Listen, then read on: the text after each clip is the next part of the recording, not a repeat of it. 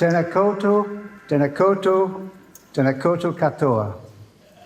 That is the Maori language in New Zealand for welcome, lenguaje maorí welcome, de Nueva Zelanda welcome. para dar la bienvenida. Kia ora. Dije bienvenida, Thank you for bienvenida, coming. And bienvenida. thank you, Muchas Puerto gracias por de Díaz, venir for inviting me y here gracias a to Puerto de speak Díaz to por you invitarme a tonight. hablar con ustedes hoy en la noche. I love Valparaiso. Me It's an encantó amazing city. Valparaíso, It's a es una wonderful ciudad city. There is so sorprendente, much maravillosa, beauty hay here tanta on the belleza streets, acá en las in the people. calles, en la It's the gente. most exciting city I've been to, Es I la think, in my ciudad life. más So thank you, excitante donde yo he Valparaiso, for estado en putting mi on vida, this así que muchas gracias Valparaíso por haberme traído acá.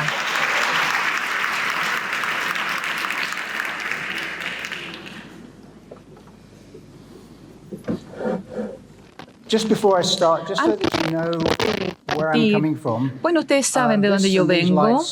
Esta diapositiva acá, esto es lo que yo hago. Tengo una empresa en Nueva Zelanda y nosotros diseñamos y creamos algunos muebles y principalmente luminarias. Y acá muestra en Europa cada año nosotros hacemos exposiciones en Milán y hacemos un gran tour allá. Esto es lo que voy a mostrar de mi trabajo solamente, excepto que todas estas luces que nosotros las despachamos en cajitas como estas, y cuando ustedes las compran, tienen la entretención de poder armarlas finalmente, porque vienen en pedacitos como estos, y esa es la forma de reducir, porque traeríamos aire de Nueva Zelanda a todo el mundo, pero por eso lo hacemos en este espacio tan pequeño.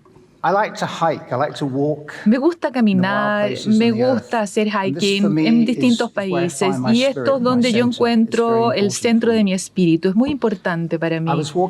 Estaba caminando en América del Norte, en el Gran Cañón, caminando por el bosque durante varias horas. El sonido era muy suave, amortiguado por los árboles. Y después de un par de horas sentí un cambio en el aire. De pronto me di cuenta que había una expansión enorme delante mío. Había un acantilado que se deslizaba hacia un espacio vacío. Y llegué al borde y yo vi este borde desde la parte superior. Y yo dije, yo sé lo que voy a hacer. Y este es el borde, como ustedes pueden ver. Y aquí yo pasé la noche, en la roca. Yo cociné y la verdad es que pude contemplar todo este teatro, este escenario. Luego las sombras se empezaron a expandir en este desierto pintado y el Gran Cañón era como una grieta en la tierra, se abría y había todo este panorama enorme entre medio. Desde la parte de abajo podía ver los muros que se levantaban desde la superficie y se empezaban a expandir a través de todo el área. Yo dormí, luego pude ver, por supuesto, cómo se movían las estrellas a través del cielo, llegaban a distintos lugares y luego empecé a ver un brillo rojo en el horizonte y lentamente este brillo empezó a formar la figura del sol. Justo detrás de estas montañas se veía esto, sagrado para los indios. Nunca se subieron a estas montañas. Yo estaba viendo cómo salía justamente este sol en el solsticio de verano en junio. Y yo me senté, contemplé y pensé, ¿qué es esto que se llama belleza?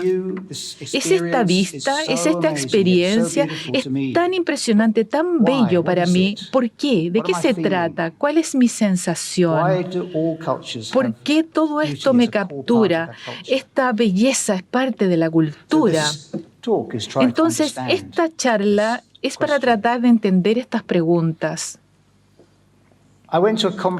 Yo fui a una conferencia en Nueva Zelanda en los 90 y donde el curador hablaba de arte, diciendo que el arte hoy día no se trata de la belleza. El arte se trata de la política, de las herramientas sociales, cosas que son importantes para la gente. Pero yo pensé que el arte nunca se mencionaba que era de belleza y siempre ha sido de belleza. Algunos artistas particularmente han entrado en esta área como negocio, han hecho mucho dinero. Ha sido una forma también de engrandecer, de convertirse en personajes más importantes. Pero yo creo que toma mucho más que Jeff Koons o un intelectual filipino para negar el hecho que por 45.000 años de la humanidad el arte siempre ha sido respecto a la belleza. Cuando yo empecé a hablar de los temas ambientales, del diseño hace 10, 15 años, yo decía que para resolver las crisis que teníamos hoy día respecto al sobreuso de los recursos, de la contaminación, de los problemas que tenemos hoy día en el mundo, necesitamos rediseñar todo. No solamente los productos que utilizamos, sino que nuestros sistemas políticos, los sistemas bancarios, los sistemas económicos, los sistemas de capitalismo. Porque todos estos sistemas están fallando, están diseñados para rentabilidad, el consumo, en mi opinión, está matando el mundo. Pero no se ha dicho algo más fundamental que rediseñar los sistemas. Hay algo más importante, tenemos que pensar en eso y realmente cómo nuestros cerebros están programados para funcionar, lo que están causando este problema. Por lo tanto, tenemos que ver nuestros cerebros. Y esto nos lleva a mi filosofía del diseño, porque estos dos se vinculan, como ustedes van a ver enseguida. Todas las criaturas tienen dos formas de relacionarse con el mundo que los circunda. Dos formas de apreciar, de valorar, aceptar el mundo que los rodea. Esto es necesario porque nosotros tenemos estas dos formas de atención. Imagínense un pájaro que está en el suelo tratando de entender que esa semilla es una semilla o que es simplemente un pedazo de piedra, una roca. Es una forma de atención, está mirando, se está enfocando, pero al mismo tiempo, este pájaro tiene que estar consciente del mundo que lo rodea, porque puede haber otro pájaro mucho más grande ahí que esté mirando a este pajarito pequeño como su foco de atención, como su alimento. Entonces, estas dos formas de atención están presentes en todas las criaturas. Nosotros tenemos un foco de atención para poder ver algo cercanamente, entenderlo, pero al mismo tiempo una atención periférica, global, del mundo que nos rodea, como modo de autopreservación. Y nosotros no lo podemos hacer con un solo cerebro. Tenemos que pensar que somos multitareas, los seres humanos, y por eso tenemos en el fondo dos cerebros para poder hacer todas estas actividades. Y esto, hecho de estos dos hemisferios que existen, cambian la forma como nos relacionamos con el mundo que nos rodea. Yo quisiera ilustrar esto con una historia, y ya que soy de Nueva Zelanda, es una historia de ovejas, por supuesto, pero estas ovejas son de Islandia. A comienzo de la historia del mundo había mucho espacio, como esto que ven ustedes allá en Islandia, este paisaje, pero cada vez que se empezó a poblar más y más, entonces empezaron estas ovejas a acercarse una a otra y entonces empezaron a crear verdaderas huellas.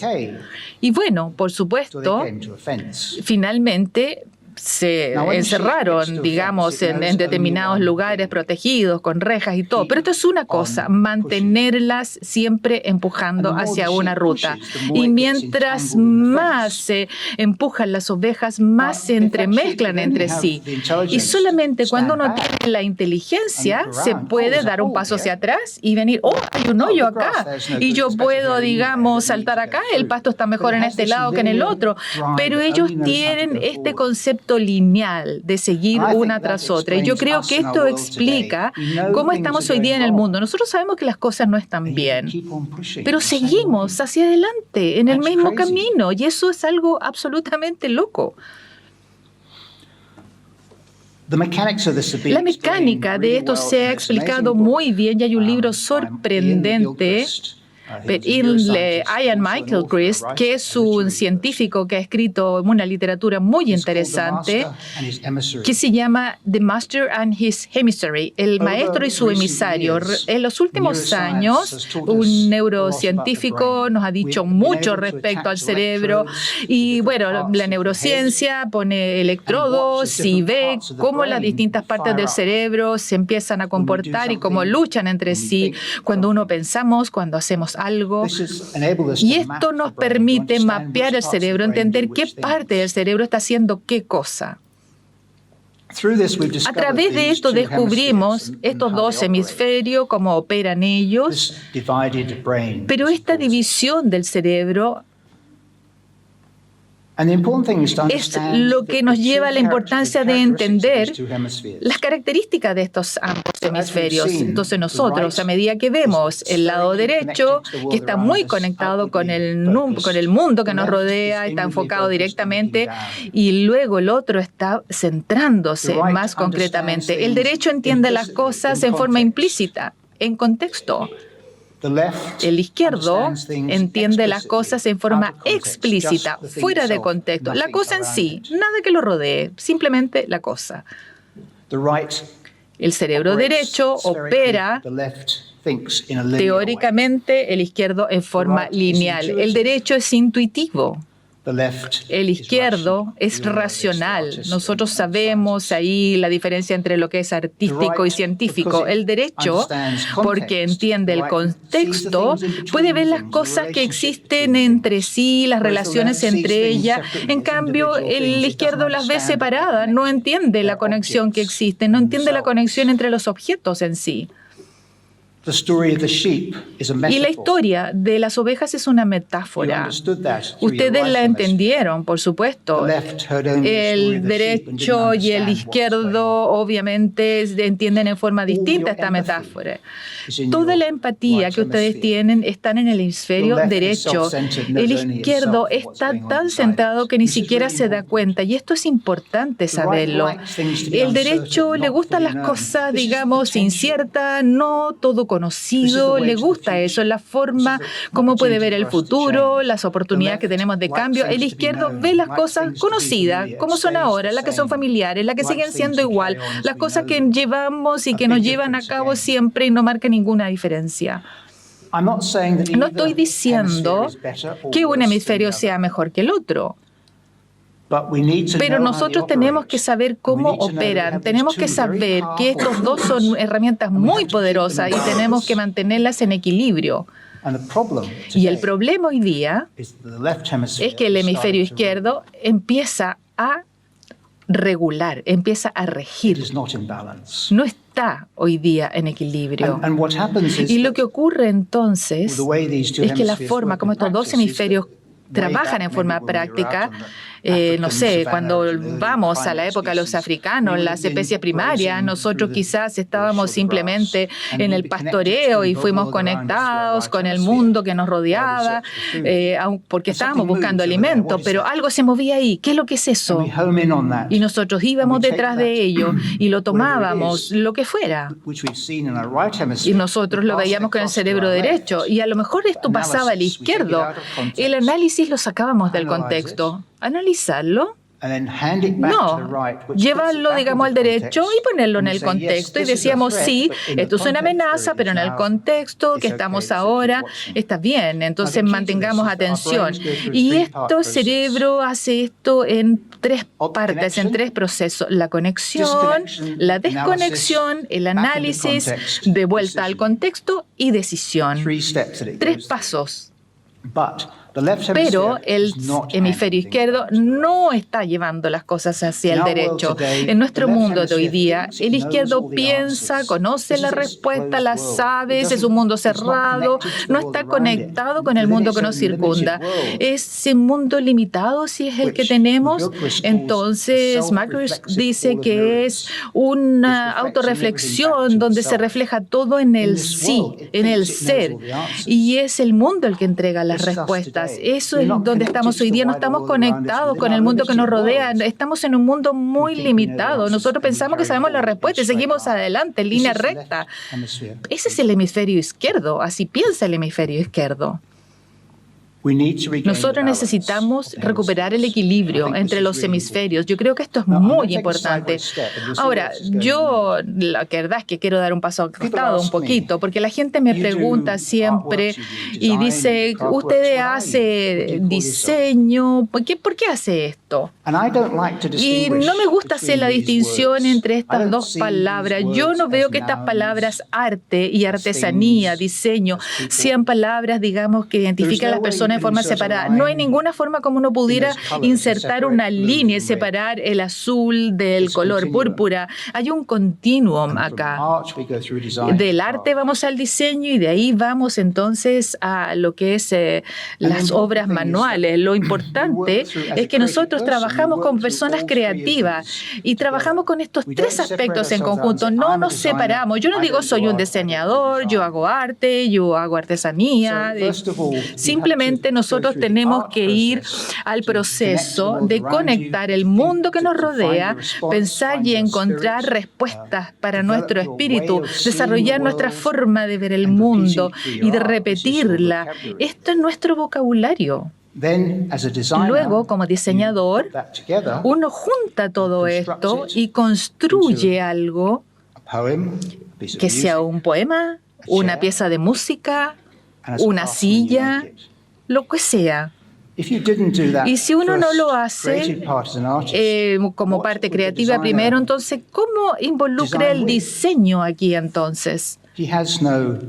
No existiría nada ahí. Habría que ver el mundo alrededor, lo que puede ver y robar cosas directamente y hacer, digamos, una reestructuración de esta racionalidad. Eso es porque el diseño no va con un proceso aislado. Como diseñador uno tiene que entender los materiales, cómo diseñar. Uno no puede crear una cosa maravillosa en el computador si no existe ninguna forma como esto se pueda construir después. Si no hay un material para poder manipular esta creación en una forma. Cuando yo estoy diseñando, estoy pensando siempre qué material voy a utilizar. Por lo tanto, estos tres procesos son parte de un proceso finalmente que es el proceso creativo. Y yo lo puedo ilustrar de esta forma con la imagen de Miguel Ángel, que es perfecto. Esto era un artista que contaba historias respecto a la humanidad, de nosotros mismos, cómo nos relacionamos con el mundo y cambió la cultura y la sociedad a través de su arte. Esa es la contribución que él hace como artista. Y luego ilustra historias como diseñador y las composiciones de este fresco increíble, la Capilla Sixtina, de Dios entregándonos, ¿cierto?, este hálito de vida a Adán. Es fantástico cómo crea la tensión de este momento.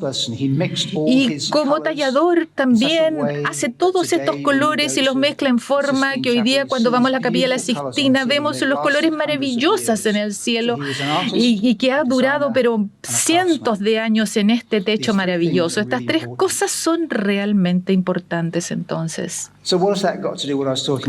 ¿Dónde quiero ir yo con todo esto? Bueno, el proceso del arte está en el hemisferio derecho, ¿no es cierto? Dijimos que abrimos, conectamos, relacionamos con el mundo circundante, con la empatía lo sentimos y luego nosotros nos enfocamos directamente y diseñamos y empezamos a creer, a poner todas estas sensaciones, estos sentimientos en estructuras, con el conocimiento corporal y particular, empezamos a crear cosas con arcilla, con madera, con música, como sea. Por lo tanto, si nosotros hacemos todas estas tres partes del proceso creativo, nosotros utilizamos nuestros cerebros para lo que fueron diseñados. El derecho, el izquierdo, el derecho, el izquierdo. Es un eco perfecto del proceso cerebral en nuestra creatividad. Me gustaría pensar que estos tres pasos también tienen que ver con el espíritu, mente y cuerpo. El espíritu es el arte, la mente es el diseño y luego el cuerpo finalmente es el resultado final de lo que hemos hecho. Entender todo esto. Ahora, yo creo que entender la diferencia entre lo que es lo novedoso y lo nuevo. Lo nuevo, como Brancusi, y esta escultura, ¿no es cierto?, que ven acá, que cambia el curso del arte en el siglo XX, que sale desde una parte donde no hay nada anteriormente y hay una expresión increíble de un paso hacia adelante en el arte. Brancusi estrictamente empieza a crear de escultura y dice, yo quiero capturar la esencia, yo quiero capturar lo que está dentro de la escultura. Y también él obviamente tallaba, era escultor y podía crear esto porque realmente era un artesano él en sí. Y esto es increíblemente nuevo ahí, pero lo novedoso es como un truco, en realidad. Es un engaño, es un chiste de una sola línea, es una risa rápida y luego se olvida y uno sigue avanzando. Bueno, yo voy a traer, digamos, no sé, un pedazo de tractor, no sé, voy a sacar la parte de la silla, voy a crear algo para sentarme y listo.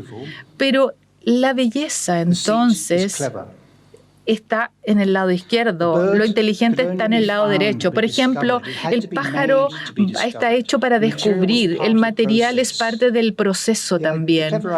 La idea inteligente no tiene que hacerse en algo concreto, es una idea, con eso es suficiente. Nosotros valoramos la belleza, ¿no es cierto?, del pájaro con el hemisferio derecho, entendemos la inteligencia para poder identificar la semilla con el otro cerebro.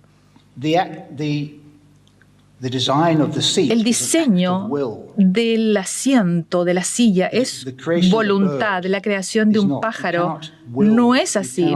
Yo no puedo tener la voluntad y forzar la creatividad para poder finalmente generar una criatura como esa. No voy a ir a tratar de recubrir la historia, sino que tratar de un poco solamente ver de dónde viene la idea de la belleza. Empezamos la vida como seres humanos, los Homo sapiens, en África, hace 2 millones de años, aproximadamente 2,5 millones de años, y los primates todos fueron, de África expandieron al mundo, y el hombre de Neandertal es un buen ejemplo. Y por 2 millones de años nosotros hemos vivido en bosques. Los primates, ¿no es cierto?, los gorilas, los monos en árboles, totalmente involucrados y sujetos a esta realidad del bosque. No teníamos entendimiento de qué es lo que había alrededor de nosotros. Simplemente era todo un envoltorio verde. Nosotros estábamos sintonizados con el sonido de los bosques, sabíamos exactamente qué es lo que quería decir el canto de un pájaro, no racionalmente, pero intuitivamente, respondiendo a los cambios de viento, por ejemplo. Pero no había ningún sentido del tiempo. El tiempo, un ciclo que iba alrededor, distintas estaciones, distintos días, distintas estaciones. Y por supuesto que el tiempo es cíclico, quedó con nosotros, porque nunca desapareció. Siempre se quedó alrededor nuestro. Recientemente probamos que los humanos pueden ver árboles en su vida diaria, son más generosos, son más empáticos, más simpáticos, se comunican mejor y son personas que viven en situaciones más concretas, como las ciudades, no son tan empáticos y no ven la importancia, digamos, de lo que ven los seres humanos que están rodeados en el otro ámbito. Si nosotros estamos sufriendo un trauma por un accidente, por una operación, vamos a estar como describiendo el caminar sobre un bosque cada día cuando nos vamos recuperando gradualmente. Los árboles tienen un efecto psicológico adicional en nosotros y eso porque nosotros vivimos tanto tiempo, tantos millones de años en los bosques. Y yo creo que la forma como todavía amamos la naturaleza, porque tanta gente tiene imágenes en las pantallas de los computadores de árboles hermosos, montañas, lagos, etcétera, es justamente porque eso data de esa época, en un pasado distante, cuando nosotros fuimos parte de esa realidad. Es una memoria profunda subconsciente que reside en nosotros. Tiene que estar ahí y ha estado tanto tiempo ahí. Y dos cosas ocurren entonces. Desarrollamos el lenguaje y luego al mismo tiempo desarrollamos herramientas. Son dos procesos, dos cosas que ocurren en el hemisferio izquierdo, en la misma parte del hemisferio izquierdo. Ambas formas de manipulación, de controlar del ambiente que nos rodea, para nuestra ventaja, por supuesto. Herramientas para ayudarnos a hacer cosas, idioma para poder controlar las cosas. Y este envoltorio verde que fue bosque alguna vez, hoy día es un árbol. Estamos separados. Estoy yo acá, el árbol está ahí al frente. Hay una distancia entre nosotros y una línea recta de la percepción entre yo y el árbol. Y en la misma forma el tiempo también se convirtió en algo recto, no cíclico como era antes.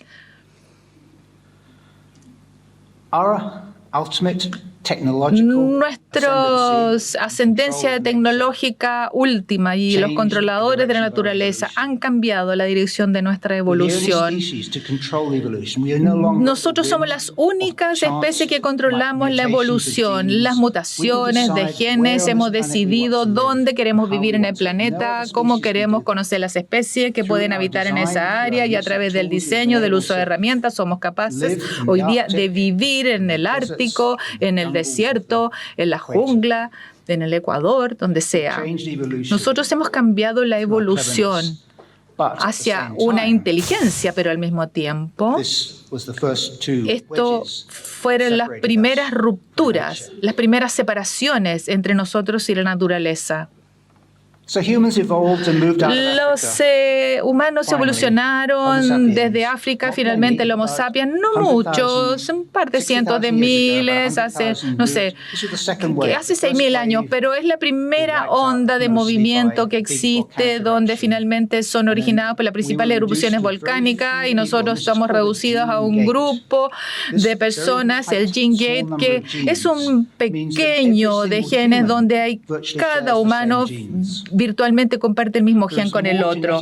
Pero hay una diversidad genética donde finalmente las tribus ven una similitud con los chimpancés, y finalmente sale toda una gama, digamos, donde empezamos a no ver mucha diferencia entre estas dos especies. La segunda ola de movimiento va hacia el Medio Oriente y se separa. Y en algunos van al noreste, el noroccidente, a Europa, algunos van al este, a la costa sur de Asia. Y estos llegan en Europa a un clima cálido, placentero, y luego van entonces a un panorama mucho más salvaje, y por los siguientes 20, 30 mil años empieza empiezan las eras de cambio rápidamente, donde son bastante desagradables, y en este punto, cuando finalmente sobrevivir es muy difícil para los seres humanos, empezamos entonces ahí a hacer arte, como esta pintura rupestre, donde finalmente vemos la data, que son miles de años. Bueno, nosotros hicimos esto como una forma de enlace, de crear lazos sociales, hacer que el grupo fuera más robusto para poder sobrevivir, porque no era la sobrevivencia del individuo, sino que era la sobrevivencia del grupo. Y si yo les digo que vayan a una cueva en la oscuridad, pero que simplemente tengan una lámpara o alguna antorcha, y luego puedan haber osos ahí dentro, y en la oscuridad, a partir de recuerdos, dibujen un león con un palo, qué sé yo. Yo tal vez no lo podría haber hecho, pero esto es sorprendente lo que ocurre acá. Miren qué maravilloso cómo han dibujado la parte oscura, cómo va hacia adentro para hacerlo más redondo, más móvil, incluso la cabeza, donde se le da una forma adicional tridimensional. No hay cámaras, nada, solamente es de memoria. Y esto es un animal que está plagado en todas las cuevas y son artes tridimensionales que se hacen y se reconstituyen a través de la memoria. Acá tenemos un ciervo, el esqueleto, donde hay un tallado de dos renos que finalmente empiezan a distanciarse del norte al sur, y un antropólogo que recreó esto que ustedes están viendo acá en un tallado, le tomó 400 horas reconstituir esto. ¿Cuántas personas hoy día pueden en un grupo hacer un tallado para poder, por ejemplo, reproducir la necesidad de poder tener alimento? El arte es tan importante que pudo reconstituir todas esas experiencias de los seres humanos. Y acá se hizo con animales. ¿Por qué crearon este arte? ¿Y por qué crearon los animales entonces también como parte del arte? Por supuesto, el arte es muy importante, pero yo quiero sugerir, y esta es mi propia idea de mi propia experiencia, pero lo que yo quiero sugerir es que ¿por qué podrían haber sido animales? Como ya dije, me gusta hacer hiking en Utah, en América del Norte, no en este lugar en particular, pero yo estaba haciendo montañismo y al final del día en un bosque me salí un poco de la ruta y hice en un claro, hice un pequeño campamento ahí. Bueno, tomé té, comí, estaba muy relajado en realidad, y luego empezó a bajar el sol, empezó a salir el viento, era todo maravilloso, y de repente siento ese ruido, un ruido increíble y sopla el viento, digamos, por mi cuello. ¿Qué es lo que es eso?, dije yo. Y luego empiezo a ver este ciervo. Esta cierva empieza a mirarme, nos empezamos a mirar mutuamente, y este contacto visual increíble. Y ella empieza a moverse lentamente hacia un lado, luego vuelve, da otra mirada, dice, ya, te pillé, dice, y luego se va. Y yo respiré profundamente. Bueno, porque mi corazón estaba latiendo, yo estaba tan asustado en un momento, y yo la verdad es que tengo ese recuerdo en mi memoria, puedo realmente dibujarlo porque tuve una experiencia tan increíble, y esa es la razón por la cual la estoy compartiendo con ustedes. Quería compartirlo con otra gente, y yo empecé entonces a dibujar esta criatura maravillosa. Miren sus ojos mirándome a mí, mirándonos mutuamente. Yo creo que tenemos que recordar que en esas épocas había muy pocos humanos, había muchos animales, y yo creo que lo que ocurría es que nosotros teníamos un sentido de separación. Veíamos muchos animales que lo hacían muy bien por un lado y sabían lo que querían comer, sabían, digamos, dónde ir, y nosotros no, nosotros siempre con duda. Bueno, ¿puedo tratar de comer, no sé, estas callampas que están aquí? A lo mejor no, quizás una persona murió, puede ser venenosa, no sé. Entonces tenemos esta sensación de que hay una diferencia entre nosotros y los animales, algo que nos separa, por supuesto. Y esto es un trauma que nos ha hecho guerreros, nos ha hecho luchar, y hemos tenido que arreglárnoslas con esto.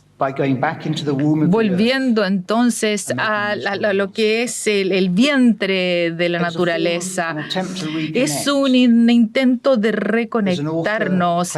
Hay un autor, Clifton Echelman, que escribió un libro en esa época de arte rupestre, y él habló de estos artes rupestres como postales de la nostalgia. Me encanta esta descripción que él hizo, postales de nostalgia. Yo creo creo que es la belleza, y aquí está el poema, cuando la belleza aparece, porque esto es gritar por algo, la sensación que nosotros tenemos que es más grande que nosotros, que nos queremos conectar con ello. Nosotros le llamamos belleza y tomamos foto de ello, y ahí es donde empieza el arte. Y debido a que somos criaturas sociales, queremos comunicar, no queremos compartir esto con otras personas, y hemos creado entonces el arte. Y luego de esto, entonces, tenemos la gente de la época del Paleolítico que se asienta entonces en una relación con el mundo como cazadores. Bueno, no sabemos mucho de eso porque todavía, digamos, hay gente que hoy día se junta en el mundo con culturas adicionales para poder, digamos, convertirse en cazadores de cultura también de alguna forma. Los Inuits son un ejemplo que tenemos hoy día. La verdad es que ellos cazan animales porque primero tienen que entender los movimientos, los observan durante días, ven los temores, ven cómo reacciona, siguen los hábitos cada día, lo que tienen que hacer, y luego se acercan lo suficiente para poder cazarlo y para poder cenar en la noche finalmente. Pero luego nosotros, ellos no creen en criaturas concretas, ellos creen en el equilibrio en la naturaleza, creen que todas las cosas se alimentan entre sí, almacenan alimento, la naturaleza lo provee, pero es un estatus mental que ellos tienen. Si uno sale y aparece de una forma agresiva, dicen ellos, esperando matar a alguien, entonces esto no va a ocurrir. Hay que permitir a la naturaleza que surja espontáneamente. Uno tiene que estar en equilibrio con la naturaleza, tiene que respetarla. Ellos no tienen palabra para la naturaleza, ellos no ven que la naturaleza es algo distinto. Ella ve la relación entre el individuo, las plantas, la roca, los animales, pero no la ven como con la naturaleza. Ellos no mantienen cosas, no atesoran cosas porque no hay un patrón de eso. La verdad es que ellos viven como en la naturaleza, libre, comen cuando tienen hambre, cazan, libre en equilibrio en todo tipo de situaciones. Son igualitarios. No tienen reyes, no tienen gobernantes, no controlan la población. Simplemente el control es, no sé, ¿cierto? A través de la movilidad, la gente se va movilizando, pero no matan a los viejos ni a los jóvenes, sino que simplemente ellos a veces están en ayuno durante muchos días, pero son muy saludables. Ellos, digamos, crean sus monumentos a partir de las huellas que van dejando en el camino, huellas de sus pies, huellas de fuego. Hace 10.000 años. Nosotros empezamos con la agricultura. Hoy día la naturaleza la está explotando con el hemisferio izquierdo para nuestro propio beneficio. Manipulamos los animales, lo manipulamos todo en nuestro beneficio.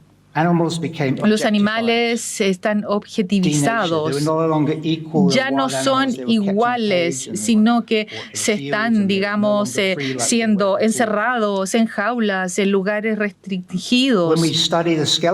Cuando empezamos nosotros a ver los esqueletos de las personas, de los principales agricultores, y empezar a estudiarlos, nosotros vimos que, bueno, en esa época se contraían enfermedades de los animales porque vivían mucho más cercanos, mucho más juntos. Hoy día tenemos, ¿no es cierto?, que vemos rastros y huellas ahora que nosotros adquirimos de los animales. Algo funcionó mal con la agricultura, hoy día tenemos desequilibrio, y por qué nosotros cambiamos hoy día a una existencia más precaria, más peligrosa que lo que era la agricultura antiguamente.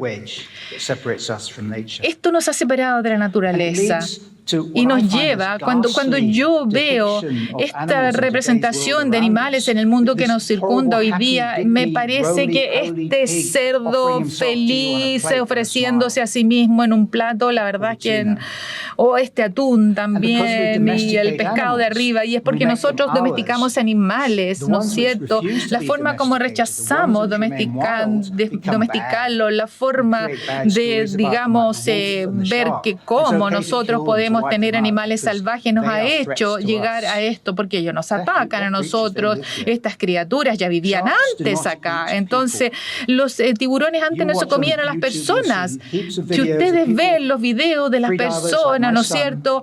No sé, buceadores hoy día, como mi hijo, se acercan, les hacen cariño y no hay nada. Es un mito que son peligrosos y que son animales que nosotros tenemos que protegernos y que tenemos finalmente que domesticarlos. Y esto nos lleva a la globalización de los alimentos, donde nosotros no tenemos idea de dónde vienen estos alimentos, dónde viene la galleta, de dónde viene de distintas partes del mundo con distintos productos químicos, todo puesto aquí, y no tenemos ningún control de lo que ocurre ahí. Y comemos esto y es tan importante para nosotros lo que puede ocurrir. Y ahora, porque nosotros dependemos, ¿no es cierto?, de nuestro cultivo, dependemos también del clima y por lo tanto tenemos que mirar al cielo y nosotros tenemos que apreciar el cielo que nos ayuda a sobrevivir y decir, fantástico, por favor, Dios, tráenos un buen clima para que nos ayude con el cultivo. Y ahí aparecen las religiones, con las religiones aparecen los curas, y con los curas luego aparecen los reyes y empiezan a aparecer todo este tipo de iglesias. Y la religión es la cuarta separación que nosotros experimentamos. El cristianismo, Dios le da al hombre, el hombre, el dominio de todas las criaturas que circulan por la tierra, las rocas, las plantas. Tenemos un control absoluto de todo ello.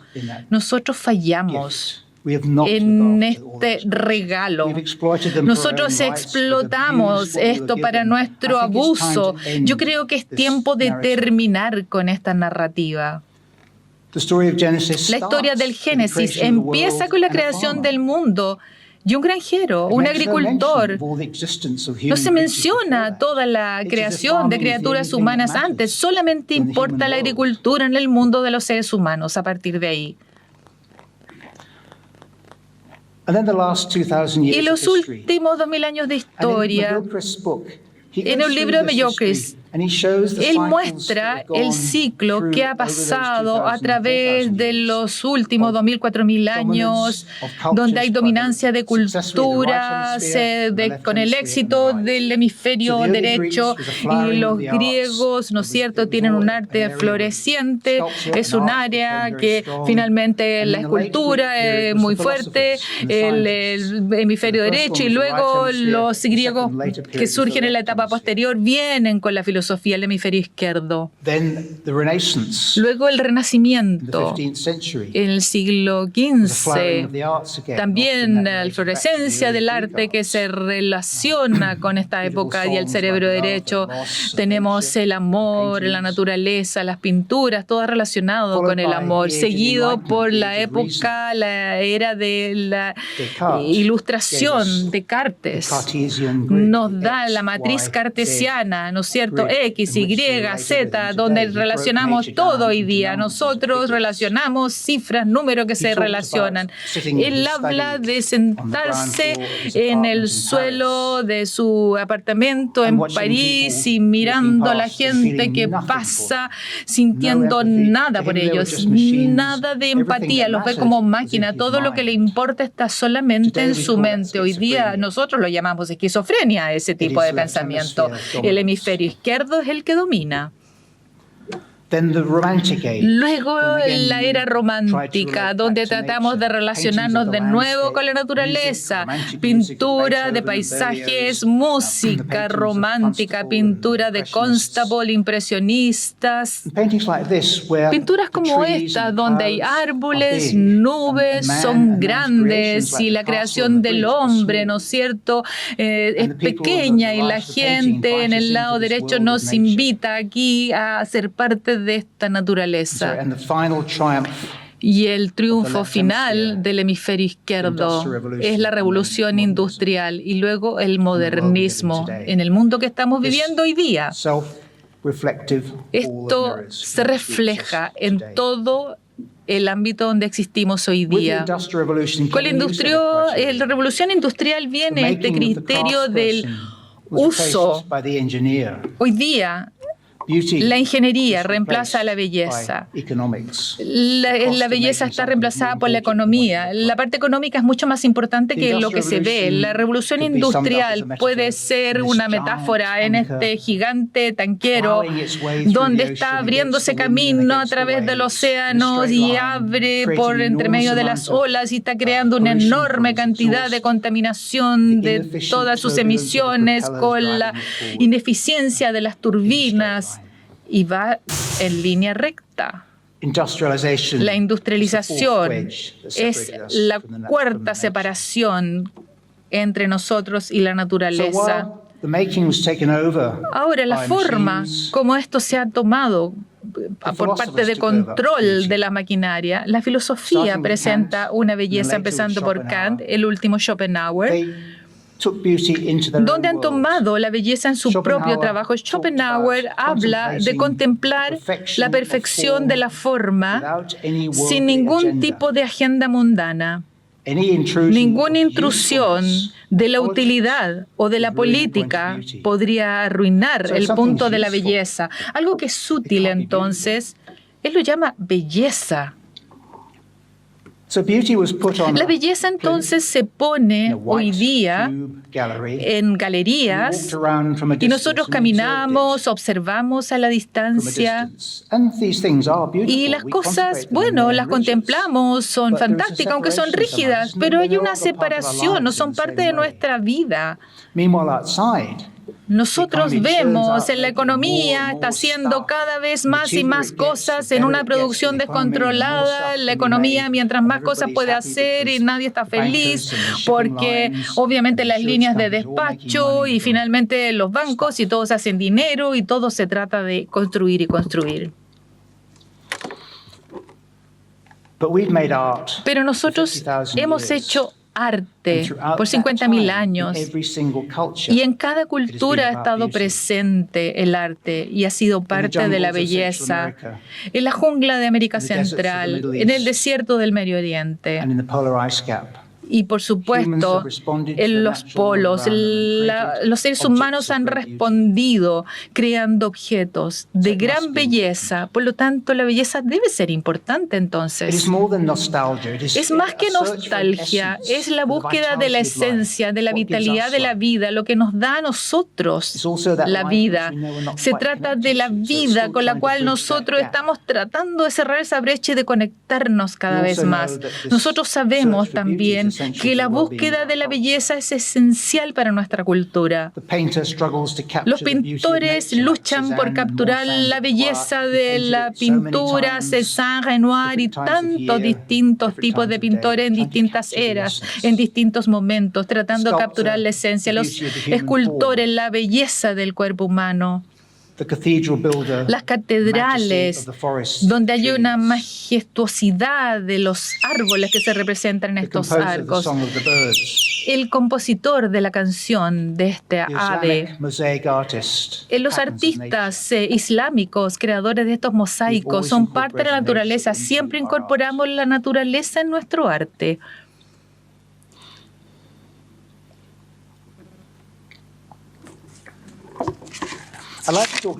Me gustaría hablar un poco también de la gente del Pacífico. Estamos hablando de los polinésicos, bueno, de donde yo vengo de alguna forma. Los polinésicos, yo creo que fueron uno de los primeros personas que hicieron creaciones impresionantes por parte del ser humano, donde cruzaron el océano sin ningún instrumento de navegación. Ellos lo hicieron en forma absolutamente mental, donde ellos entendían a partir de la memoria los movimientos de las estrellas, las distintas formas de cómo se movilizan las estaciones, cómo funcionan los mares, etcétera, etcétera. Y lo hicieron una y otra vez y lo hicieron hace miles de años, cuando en Europa los británicos apenas podían cruzar un río en un pequeño bote. En nuestro mundo, donde nosotros sabemos dónde estamos a partir de la ubicación de longitud, latitud, y si uno está volando de América del Norte, van a ver, ¿no es cierto?, la matriz de las millas ahí. La matriz cada vez es más pequeña si uno llega a una ciudad y luego aparece en las calles y luego cada vez más pequeñas y luego finalmente el mundo está dominado por matrices, por cuadrículas, todo es lineal. Los polinésicos no tenían matrices, no tenían cuadrículas, tenían un entendimiento esférico del mundo en sus cabezas y esa es la razón por la cual hicieron una navegación sorprendente que nosotros ya no podemos hacerla nunca más. Los polinésicos son gente del agua. El agua es fluido. No se erosiona como se erosionan las otras cosas en línea recta. Está relacionada con la intuición, con el hemisferio derecho. Los maoríes en Nueva Zelanda dicen atahua, que es la palabra para describir belleza.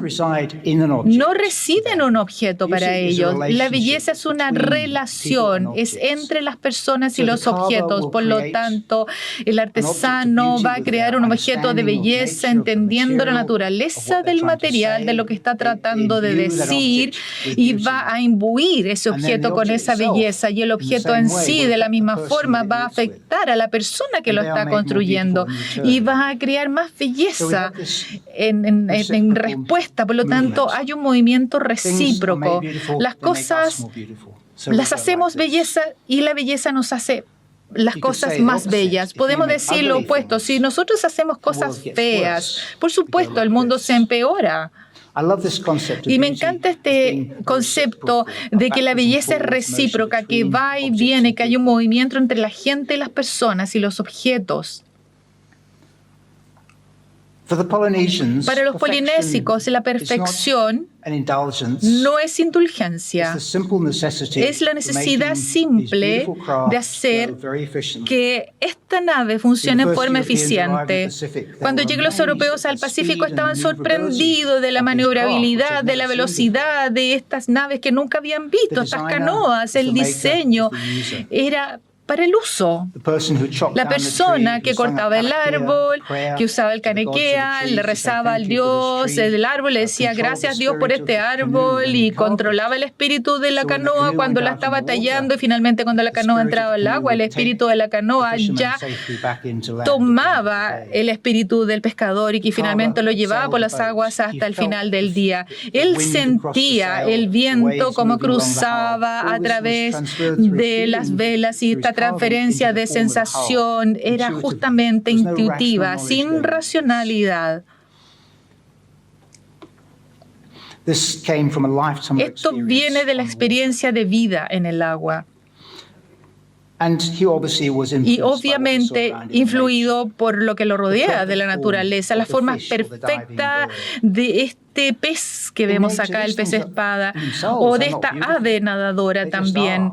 Está ahí, han evolucionado porque han encontrado formas más eficientes y los polinésicos entendieron esto, empezaron a crear sus naves de la misma forma con estos conceptos, pero yo creo que dieron un paso más allá, porque cómo se expresa el arte, la artesanía, finalmente hay una felicidad exuberante que va y se adentra en esta creación y la forma de las naves va más allá de la utilidad. Y esta canoa que está aquí en la parte de abajo, observen. Schopenhauer dijo que algo útil no podía ser bello. ¿Es así? Yo creo que es la canoa más sorprendente que he visto alguna vez en mi vida. Fui absolutamente capturado por esto, pero eso es otra historia que no la voy a contar ahora. Es útil. Fue hecho por los primitivos. En el mundo de Schopenhauer, esto nunca podría haber sido bello. Pero las mismas referencias existen en muchos indígenas en el mundo. Todas las cosas que ellos hacen, estas casas en Indonesia, en Malasia, que tienen una funcionalidad en la ventilación, y esa es la forma como la construyen para que la expresión del amor en los materiales crean un ambiente en lo cual ellos son felices y con lo verde que está en el techo tienen la respiración que necesitan. La forma hoy día en el mundo occidental es tan diferente. Miren lo que creamos. Este tipo de naves, este tipo de casas. ¿Qué es lo que salió mal en este mundo? Es porque está dominado por el hemisferio izquierdo. Es no entender la importancia de la belleza. Es solamente ver lo racional. O voy a hacer la casa que sea la más barata posible, no importa cómo se vea. Y no entendemos la importancia de que si la casa es bella, va a ser más bella la vida en la casa. Sin belleza, bueno, no hay algo que preocupe. Si que uno toma un café en un vaso de plástico, luego lo tira, no le importa. Ciertamente se convierte en basura. Y luego esta basura se va a poner en una bolsa y luego hay montones de bolsas de basura y finalmente viene el camión de la basura sonando por toda la ciudad, va poniendo todas estas bolsas de basura adentro, lo lleva, ¿no es cierto?, a los vaciadores y lo lleva a los basureros industriales y listo, porque no nos importa. Pero si tenemos una taza que es hecha por un artesano y es hermosa y a uno le importa, entonces, bueno, si la perdemos nos va a dar pena. Yo todos los días tomo mi té en esto, Itomiti, que se hizo en Sudáfrica. Es un proyecto de dos artesanos, Enimaya y Janine Devar. Ellos crearon 10.000 de este tipo de tazas y son suaves. La gente los puede apretar y ustedes pueden dejar las huellas ahí. Lo ven ahí. Y luego entonces, bueno, son de arcilla y finalmente nosotros lo llevamos a Robben Island cuando Nelson Mandela caminaba todos los días, donde estaba, bueno, cuando estuvo en prisión durante tantos años, y luego en este territorio se dibujó este número, que era el número de prisionero que él tenía. 2 años después, se me olvidó un poco cómo, me olvidé de esta taza que yo había apretado, tenía el nombre ahí, y él entró en una exhibición con una caja y nos dio esto, alguien que le había dado, que se lo había dado por Janine y a otro, y Hani en Sudáfrica, y esto llegó finalmente a través de distintas manos que me la entregaron a mí, y adentro, bueno, firmado por Janine y Hani, estaban estas 2 tazas, y cada vez que yo tomo mi té, bueno, me siento muy triste de que finalmente ellos ya no están. Esa es la potencia, el poder de crear, de hacer. La historia que está incorporada ahí es tan especial. Esto fue hecho por arcilla de Sudáfrica, donde la sacaron de esta prisión donde estaba Nelson Mandela, y entonces se torna en una historia maravillosa. Si nosotros aceptamos la horripilancia en nuestros hogares, en la comida basura, y la aceptamos en nuestras ciudades con edificios horrorosos, y la aceptamos la deforestación de la tierra, la contaminación de nuestros ríos. Bueno, yo creo que lo importante de todo esto es que los problemas que existen hoy día de contaminación, impacto en el medio ambiente, cambio climático, han sido causados por trillones de pequeñas acciones de indiferencia, de que no nos importe. Por lo tanto, si nosotros damos vuelta a esto, trillones de acciones de que nos importe, cada una podría parecer insignificante, pero si lo multiplicamos por el número de gente en este planeta, va a ser un cambio masivo.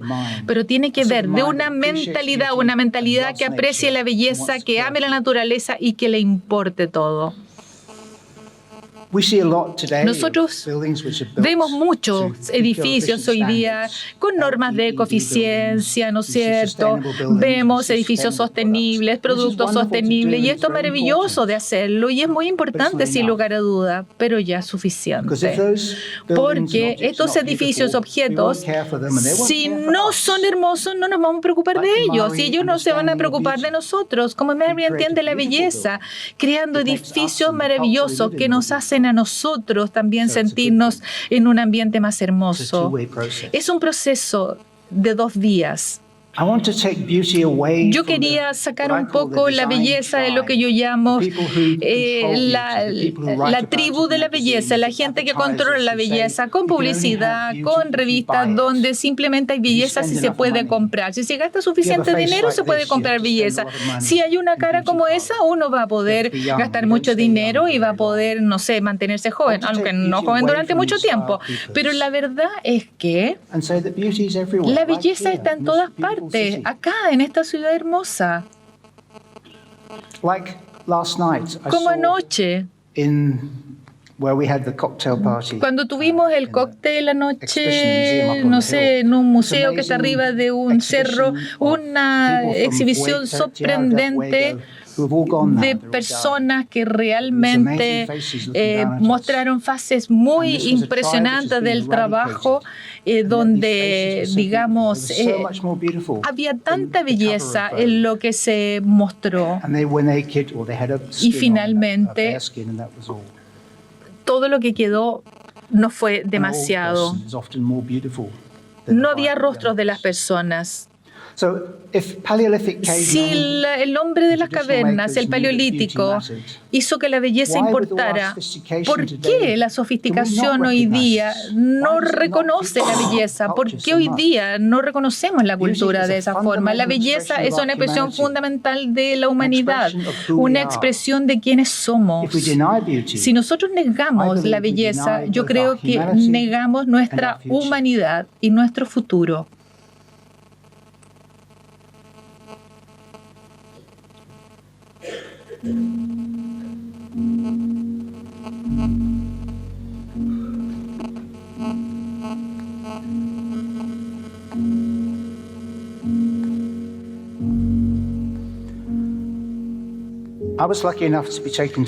Tuve la suerte de ir a la Antártica por un programa artístico de Nueva Zelanda.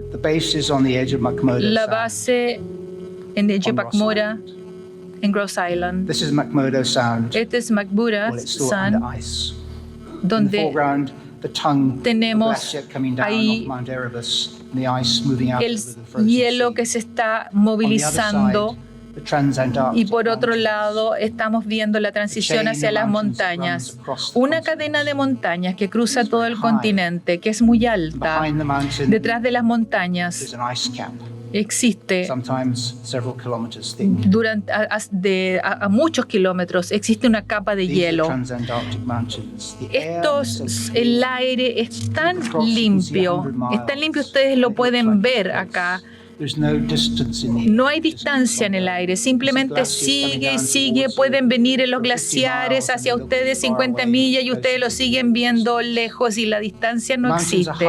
Las montañas son muy altas, están tocando las nubes y los glaciares bajan por el lado. Pero este lado se llama el Dry Valley, porque el aire frío de estas cimas de las montañas baja por los valles y es muy seco y chupa toda la humedad, y finalmente lo que hay es gravilla y roca. Nosotros volamos en helicóptero, vimos por supuesto las imágenes más sorprendentes que he visto alguna vez en mi vida. Son lagunas congeladas, parches de polvo volcánico. Y luego hicimos un círculo alrededor de Dry Valleys. Y esto fue lo que vimos.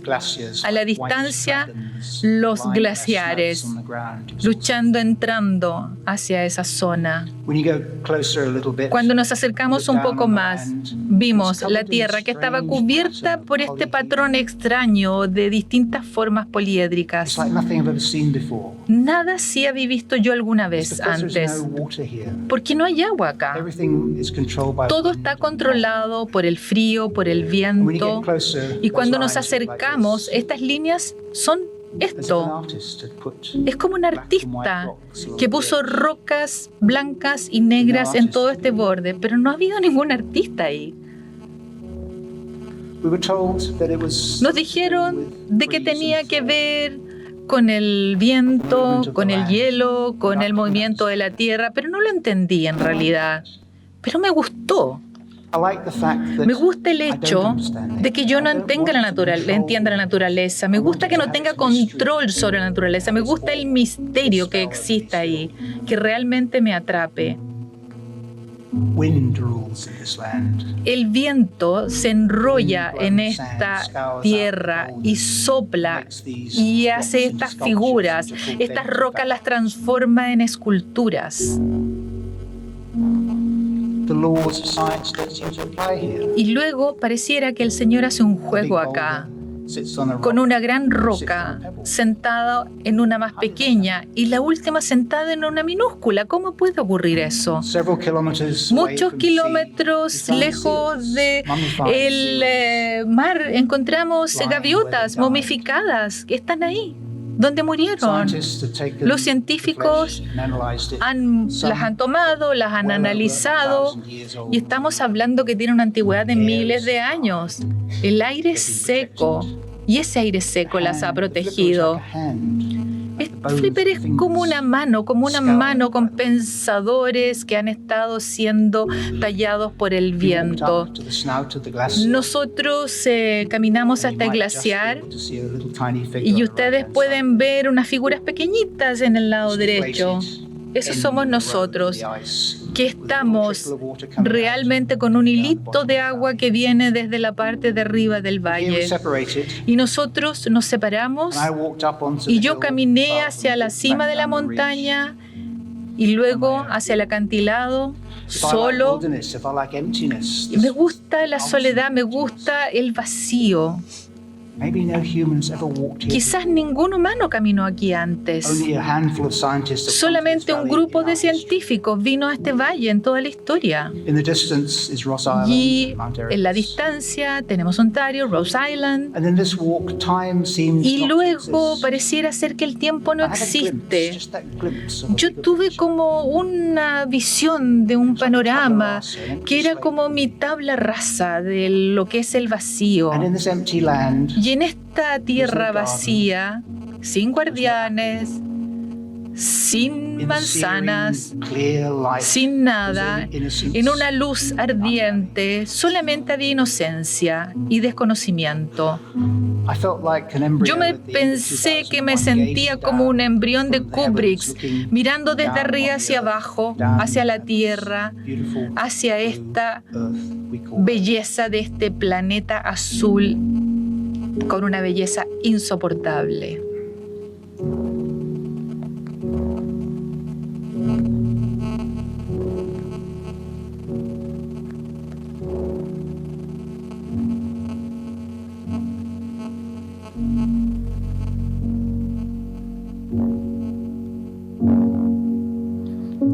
Thank you.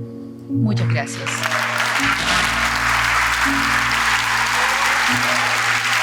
Thank you.